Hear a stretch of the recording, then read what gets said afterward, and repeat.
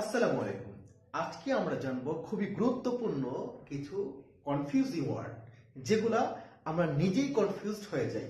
যেমন অ্যাকসেপ্ট নাকি অ্যাকসেপ্ট নাকি এক্সপেক্ট, কোনটার অর্থ কি?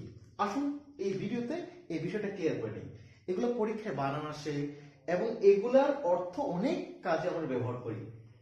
এক্সপেক্ট মানে প্রত্যাশা করা, অর্থাৎ হোপ, এটাকে আমরা এবার ইউজ করতে পারি। হোপ, আশা করা।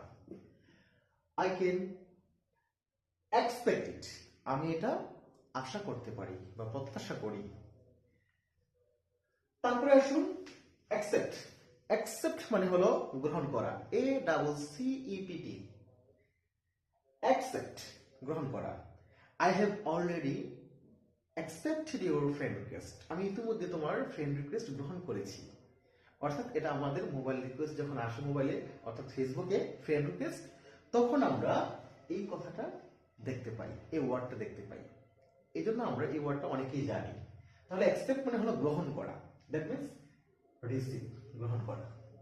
তাহলে অ্যাকসেপ্ট, রিসিভ। তারপরে আসুন অ্যাকসেপ্ট, কিন্তু বানানটা হলো EXCEPT।